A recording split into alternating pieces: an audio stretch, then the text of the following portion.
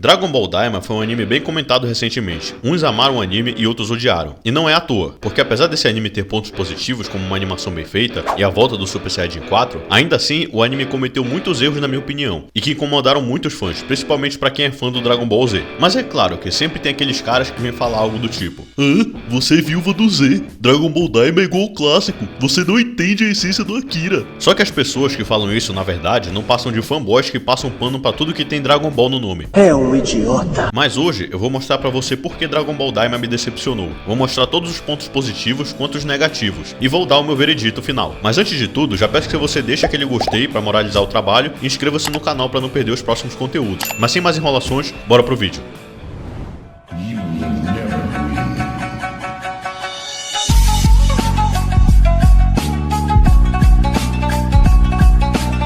Bom, começando pelos pontos positivos do anime, nós já podemos citar a animação, que é muito bem feita, realmente. Desde o primeiro episódio, quando o Goma assiste as histórias do Guerreiro Z, dá pra perceber o capricho que fizeram na animação, em momentos como, por exemplo, o Vegeta Majin, ou então Gohan contra o Majin Buu. E não só isso, como as lutas também são bem animadas, principalmente a luta do Goku contra o Tamagami número 3, e o Vegeta contra o Tamagami número 2, que tinha se tornado o Super Saiyajin 3, que inclusive é outro ponto positivo no Daima, que trouxe essa transformação pro Vegeta. E eu lembro que quando eu vi essa transformação pela primeira vez, eu fiquei como?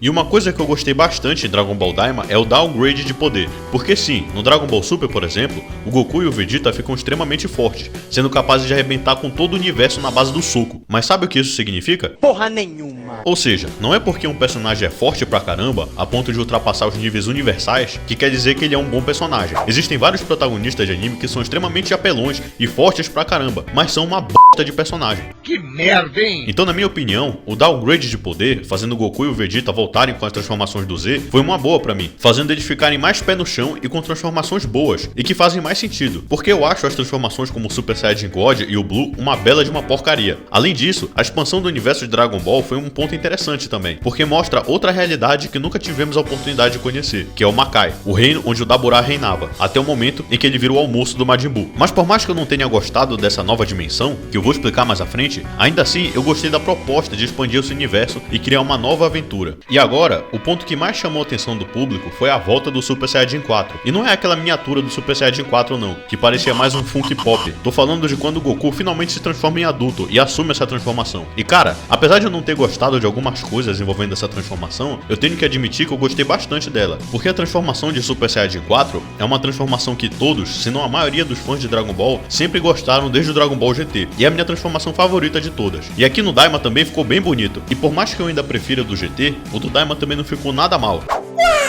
O Goku com os clássicos pelos vermelhos, o cabelo vermelho e claro, o Goku nessa transformação tá no shape. Bora! Hora do show, Mas apesar desses pontos positivos que o anime tem, os pontos negativos foram o que fizeram me decepcionar bastante com esse anime, e eu vou explicar o porquê a seguir. Bom, mesmo que o Super Saiyajin 4 tenha seus pontos positivos, se tem uma coisa que me deixou decepcionado com essa transformação foi a origem dela, que ficou, uma bosta.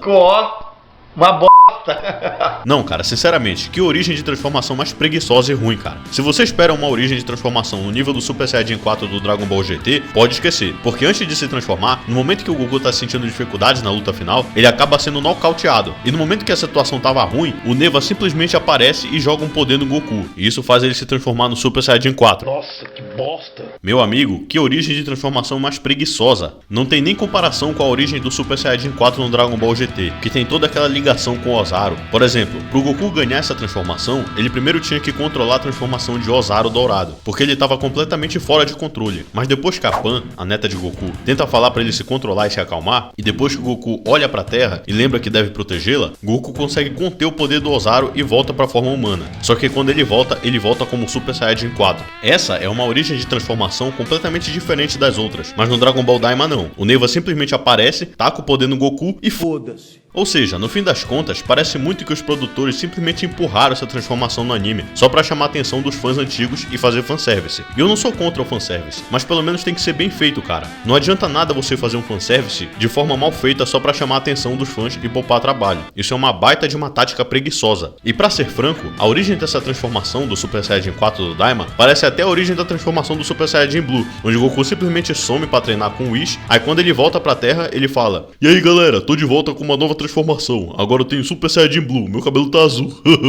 Vocês estão de brincadeira comigo. E outro ponto é a infantilidade da obra. Pra quem é fã de Dragon Ball Z raiz, com personagens sérios e vilões perigosos, pode esquecer, porque no Daima é tudo infantilizado, cara. O próprio Goku, quando volta a ser uma criança, parece que ele perdeu toda aquela maturidade que ele construiu ao longo do tempo. Vive fazendo piadinha besta e fica se comportando que nem um moleque mesmo, o que não faz o menor sentido. Eu até falei mais sobre essa questão no meu outro vídeo sobre Dragon Ball Daima. Se você não assistiu, assista depois desse vídeo aqui. Mas voltando pro anime, até mesmo os vilões estão completamente infantis e genéricos. E quando anunciaram que Dragon Ball Daima iria se passar no Makai, o reino dos demônios, você pensa logo o quê? Pô, meu irmão, o Goku e os guerreiros Z vão pro reino dos demônios, vai ser um ambiente horripilante, cheio de monstros demoníacos com sede de sangue. Vai ser tipo um Doom da vida, vai ser muito da hora. Não. Não. Desde o primeiro vilão que o Goku e os outros enfrentam, é tudo aqueles soldadinhos com orelha de coelhinho, tudo fofinho, bonitinho, parecendo os ursinhos carinhosos. Sendo que eles até fizeram uma versão piorada das forças especiais Ginyu, botando um monte de coelhinho roxo genérico. Aí você se pergunta, bom, mas pelo menos o rei desses demônios vai ser um cara horripilante, com um visual muito da hora, certo? Errado. O rei dos demônios é esse palhaço aí. Mas mesmo assim você ainda se pergunta, pô, mas pelo menos no final do anime, esse carinha aí vai se transformar num capeta totalmente poderoso, estilo Janeba, certo? Errado de novo. Olha só pra isso. Olha pra isso. Você é um palhaço. Cara, não tem o que falar. Quando o Goma vê que tá perdendo e consegue o terceiro olho, que é o artefato apelão pra caramba, que dá poderes incríveis ao usuário, o Goma se transforma nessa coisa aí. Os caras simplesmente pegaram o corpo do Jiren e colocaram a cabeça de caixa d'água do Goma no lugar, pô. Então se tem uma coisa que Dragon Ball Daima perde, e perde feio pro Dragon Ball Super, são os vilões. É um mais abobado que o outro, só vilão ridículo, principalmente o Goma, que é sem dúvidas um dos piores vilões de toda a franquia de Dragon Ball. Só não é pior que aquele anão do Pilaf. Mas enfim, depois que o Goma se transforma, por incrível que pareça, ele dá um belo de um trabalho pra todos os guerreiros Z. Vai o Piccolo, vai o Vegeta, vai o Goku, vai o Glório, vai a dupla de palhaço, e ninguém consegue nem cansar o Goma. Mas depois que o Glório pede ao Shenlong do Makai pra todo mundo voltar a ser adulto, então Goku finalmente se transforma no Super Saiyajin 4 adulto, coisa que todo mundo tava esperando, ao invés daquele bonequinho de pelúcia. Ainda assim, ele tem muitas dificuldades pra peitar o Goma. Mesmo dando um Kamehameha que atravessou o bucho do Goma, ainda assim não foi o suficiente, porque ele se regenerou. Aí você se pergunta, caramba, mas se nem todos os guerreiros reunidos e nem o Super Saiyajin 4 conseguiu derrotar esse bicho, então como é que eles vão parar ele? Aí eu te respondo, o Majin aparece e derrota o Goma batendo na nuca dele com um livro.